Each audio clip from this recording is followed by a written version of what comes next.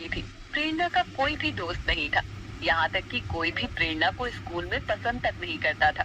एक दिन प्रेरणा स्कूल के 15 अगस्त की तैयारी की बात सुनती है तो अपनी क्लास में पढ़ने वाली ज्योति के पास जाती है और बोलती है, तुम भी 15 अगस्त के फंक्शन में हिस्सा ले रही हो? हाँ, मैं ही तो सबसे आगे डांस करूंगी। वो क्या है ना, लतिका मैडम ने मेरा ही नाम लिखा है। मुझे भी हिस्सा लेना था। मैडम कहाँ है? मैं भी मैडम से बात करूंगी। तुम हिस्सा लोगी? अरे खुद को देखा है क्या तुमने? तुम कितनी काली हो, बिल्कुल कोयला लगती हो। अरे अगर तुम्हें फंक्शन करने के लिए ले लिया तो तुम्हें कोई देख भी नहीं पाएगा, तुम इतनी काली हो।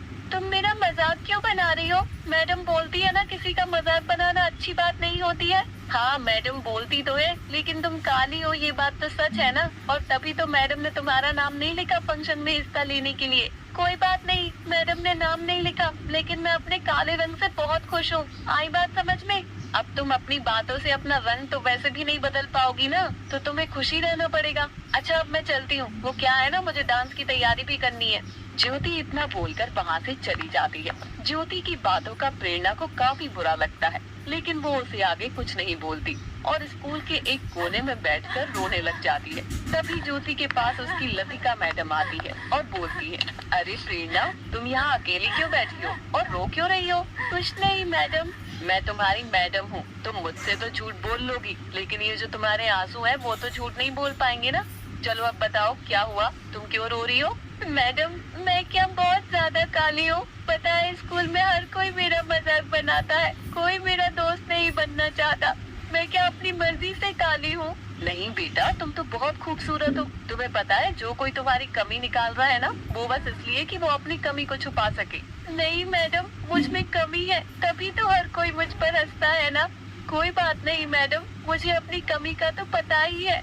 लतिका प्रेरणा को बहुत समझाती है, लेकिन प्रेरणा लोगों के ताने और खुद का बार बार मजाक बनता हुआ देखकर बहुत उदास हो जाती है और वहाँ से चली जाती है और खुद से कहती है, मैं खुद को ही काली समझने लगी हूँ, तभी मुझे बाकी सब भी काला बोलते हैं। लेकिन इस बार 15 अगस्त पर ऐसी प्रस्तुति दिखाऊंगी कि सब हैरान हो जाएंगे। प्रेरणा घर जाती है और खुद से ही 15 अगस्त की तैयारी करने लगती है। अगले दिन प्रेरणा जब स्कूल में जाती है और क्लास में बैठी होती है, तभी उसकी लतिका मैडम आती है और सब बच्चों से बोलती है, बच्चों, आप सबको पता है ना 15 अगस्त आने वाला है, तो मैं यहाँ पूछने आई हूँ कि किसी को भी 15 अगस्त के फंक्शन में हिस्सा लेना है तो वो अभी अपना नाम लिखवा दे। मैडम, आपने पहले ही लिख लिया था जो हिस्सा ले रहा था 15 अगस्त के फंक्शन में, तो अब क्यों?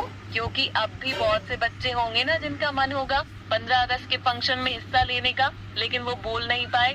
बताओ कोई है? प्रेरणा, तुम्हें लेना है हिस्सा? प्रेरणा का नाम लेते ही पूरी क्लास हंसने लग जाती है। ये देखकर लतिका बोलती है, आप सब हंस क्यों रहे हो? मैंने क्या कोई जोक मारा है या यहाँ पर कुछ अलग हो रहा है जो सब हंसने लगे हो? बताओ ज्योति, तुम क्यों इतना ज्यादा हंस रही हो?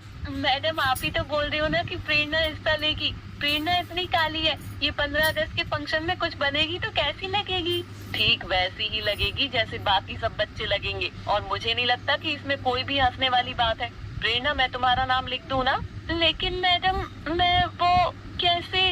बच्चा, तुम इतनी घबरा क्यों रही हो? तुम तो सब कर सकती हो। एक काम करना, तुम्हारा परफॉर्मेंस ही सबसे पहले करवाया जाएगा। अब तो सही है ना? नहीं मैडम, मैं नहीं। देखा मैडम, हम तो जानते ही हैं कि इस काली से कुछ नहीं होने वाला, आप अपना टाइम खराब कर रहे हो बस। मैडम, हम चलते हैं ना, तैयारी भी तो करनी है हमें। प्रेरणा बेटा, तुम्हारा जब भी मन हो आ जाना मेरे पास, ठीक है? कोई घबराने वाली बात नहीं है, तुम सब कर सकती हो, ये बात ध्यान रखना। लतिका इतना बोलकर वहाँ क्लास से चली जाती है। प्रेरणा के मन में आत्मविश्वास आता है और वो स्कूल की खाली क्लास में तैयारी करने के लिए चली जाती है और डांस कर रही होती है। तभी वहाँ ज्योति अपने बाकी दोस्तों के साथ आती है और प्रेरणा को डांस करते हुए देखकर बोलती है, तुम्हें अभी तक समझ नहीं आया क्या? तुम 15 अगस्त के फंक्शन में डांस करना तो दूर, खड़ी भी नहीं हो सकती हो। ये सब तुम्हारे बस की बात नहीं है, आई बात समझ में? तुमने लतिका मैडम की बात नहीं सुनी थी क्या? मैडम ने कहा था ना कि मैं कुछ भी कर सकती हूँ। अरे वो तो मैडम ने तुम पर तरस खा के बोल दिया था, तुमने क्या मैडम की बात को सच मान लिया? अब मेरी बात ध्यान से सुनो, ये तुम सपने देख रही हो ना, अच्छा होगा कि ये सब भूल जाओ, तुम्हारे लिए यही अच्छा होगा। क्यों, मैं सपने नहीं देख सकती?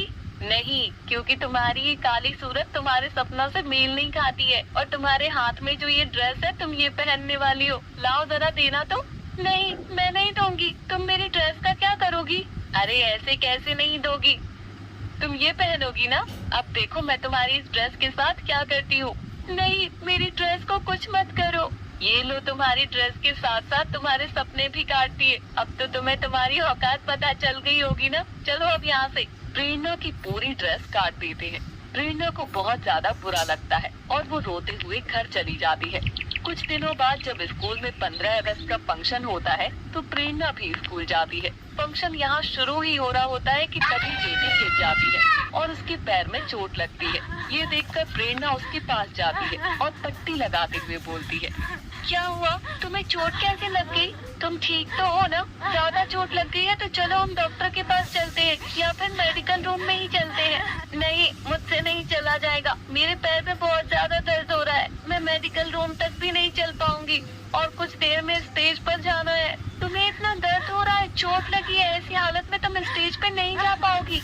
एक काम करते हैं, थोड़ा हिम्मत करो, मैं तुम्हें मेडिकल रूम तक ले चलती हूँ। मुझसे अपने पैरों पर खड़ा भी नहीं हुआ जा रहा है तो मैं मेडिकल रूम तक कैसे जाऊंगी?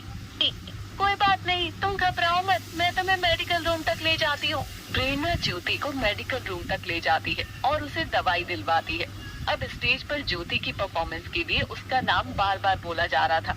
ये देखकर ज्योति कहती है, अब मैं परफॉर्मेंस कैसे करूँगी? अगर तुम पुराना मानो मैं तुम्हारी मदद कर सकती हूँ।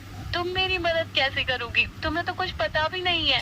देखो, मैं तुम्हें अपने कंधे पर बैठा लूंगी और फिर तुम्हें जैसे डांस करना हो कर लेना। उसमें तुम्हारे पैर पर कोई भी जोर नहीं पड़ेगा। तुम्हारे कंधे पर कैसे तुम्हें काफी दर्द होगा ना। और अगर बीच में कहीं तुमने गलती से मुझे गिरा दिया तो सबके सामने हमारा मजाक बन जाएगा। इससे अच्छा तो हम स्टेज पे जाए ही ना। तुम डर क्यों रही हो? मैं हूँ ना, मैं तुम्हें गिरने नहीं दूंगी। बस तुम पूरे विश्वास के साथ मेरे कंधे पर बैठकर डांस करना और बाकी सब मैं संभाल लूंगी। और मेरे पास एक और आइडिया है। कैसा आइडिया? तुम बस वैसे करना जैसे मैं कहूँगी। 15 अगस्त के दिन हमें आजादी मिली थी और तब की वो जंग हम एक छोटे से कार्यक्रम में सबको दिखाएंगे। ठीक है ना?